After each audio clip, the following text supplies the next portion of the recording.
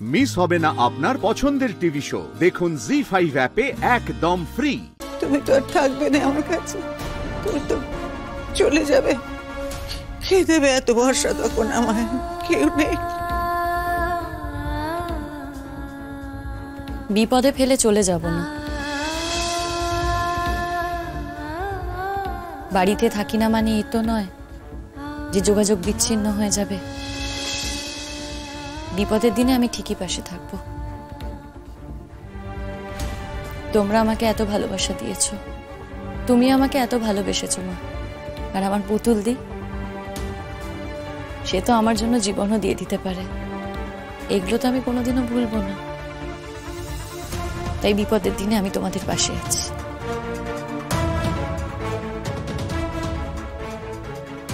আমি বরঞ্চ যাই মা, আমি একটু ডাক্তারের সাথে কথা বলে আসি। না বৌমা, এখন যেও না। এখন এখানেই থাকো তুমি। ওই শোনো, আমরা যখন বাড়ি ফিরবো না, আমরা দুজনে মিলে যাওয়ার সময় ওই ডাক্তারের সঙ্গে তখন তুমি কথা বলে নিও।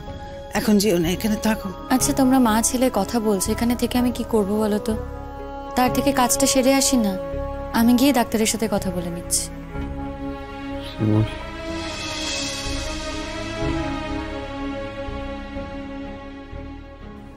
শিমুল, আমি জানি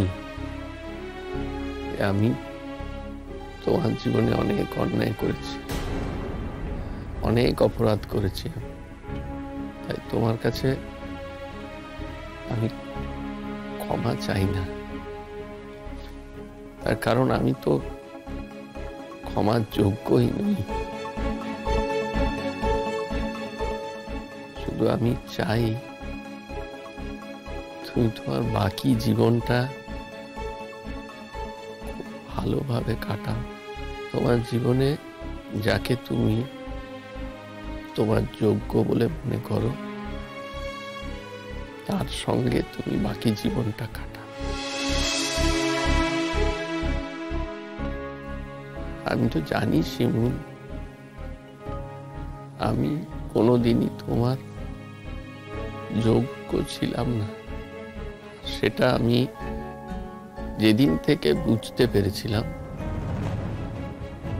সেদিন থেকে তোমার সঙ্গে আরো বেশি বেশি করে খারাপ ব্যবহার করেছি।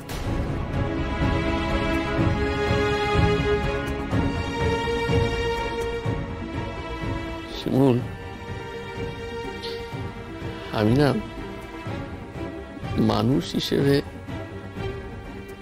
নিকৃষ্ট একজন মানুষ। তোমাকে স্ত্রী হিসেবে পাওয়ার কোনো অধিকার আমার ছিল না। সেই জন্যে ঈশ্বর এই সম্পর্কটা টিকিয়ে রাখেননি। আমি তোমার এত ক্ষতি করেছি, এত ক্ষতি। তার জন্য ঈশ্বর আমাকে ছেড়ে দেবেন তা তো হতে পারে না। দেখো, আজকে আমাকে কেমন শাস্তি দিয়েছে। শিমুল, আমি যদি আর কোনোদিন উঠে না দাঁড়াতে পারি, আমি যদি কোনোদিন আমার পায়ে হাঁটা চলা না করতে পারি, তাহলে আমি খুব খুশি হব। আমার মনে হবে যে আমি আমার কৃতকর্মের শাস্তি পাচ্ছি।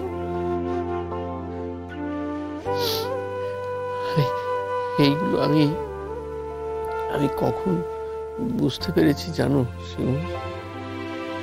যখন আমি এই মৃত্যুর সঙ্গে পাঞ্জা লড়ছিলাম, তখন এই সময় মানুষ যেগুলো উপলব্ধি করে, যে কথাগুলো আমি এখন বলছি,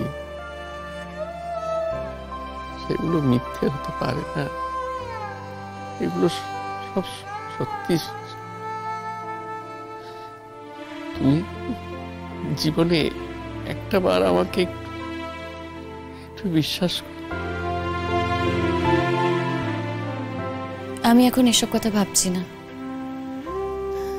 এসব কথা ভেবেও কোনো লাভ নেই। আমি শুধু ভাবছি যে চিকিৎসার যদি কোনো ব্যবস্থা থাকে সেই চিকিৎসাটা করাতে হবে। সেটা শুধু নিজের জন্য না, গোটা পরিবারের জন্য। একজন আর্নিং মেম্বারের যদি এই অবস্থা হয় তাহলে গোটা পরিবারটা ধ্বংস হয়ে যায়। আমার হাতে আর কিছু নেই। আমি বললাম না, আজকেই ডাক্তারবাবু এসে জানিয়ে দিয়ে গেছে। থাক, আর বলিস না বাবা, আর বলিস না। দেখ, আমি চাকরি বাকরির জন্য ভাবছি না। তুই যে প্রাণে বেঁচে ফিরে এসেছিস এই আমার কাছে অনেক। কি করি বল, আমি তো মা। সন্তান মায়ের কাছে সবচেয়ে প্রিয়। সন্তানের প্রতি মায়ের দুর্বলতা যে অনেক বাবা। যাক, যা কিছু হয়েছে হয়েছে, তুই যে প্রাণে বেঁচেছিস আমার কাছেই যথেষ্ট। জীবনটাই তো সব। আমি সবকিছু মেনে নেব, বাকি সবকিছু আমি মেনে নেব। আমি আর ভাবছি না, শুধু শুধু তুমি বেঁচে থাকো বাবা। আমি দরকার হলে লোকের বাড়ি রান্না করে তোমাকে খাওয়াবো, কিন্তু তুই বেঁচে থাক পরাগ, তুই ভালো থাক পরাগ, তুই সুখে থাক পরাগ, তুই ভালো হয়ে ওঠ বাবা। লোকের বাড়ি রান্না করে তোমাকে খাওয়াতে হবে না মা, তুমি চিন্তা করো না। তোমার ছেলে ঠিক ভালো হয়ে উঠবে, কোনো না কোনো উপায় ঠিক ডাক্তাররা বার করবে না। আমি কথা বলবো ডাক্তারদের সাথে, তুমি এত চিন্তা করো না। ও বৌমা, কাল যে ওকে নিয়ে যেতে হবে, তো কি করে কি হবে, কি করে নিয়ে যাব, আমি তো কিছু বুঝতে পারছি না। আমি তো আছি, আমি আসবো, আমি নয় এসে ওকে নিয়ে যাব। আর কত ঋণে বাঁধবে তুমি আমাকে শিমুল? এটা কোনো ঋণ নয়, এটা কর্তব্যবোধ। মানুষ হয়ে জন্মেছি তো, ওইটুকু কর্তব্যবোধ থাকা উচিত। একজন অসুস্থ মানুষকে বাড়ি পৌঁছে দেওয়ার মধ্যে কখনো কোনো ঋণ থাকে না, আর সেইটুকু করতে আমার কোনো অসুবিধে হবে না।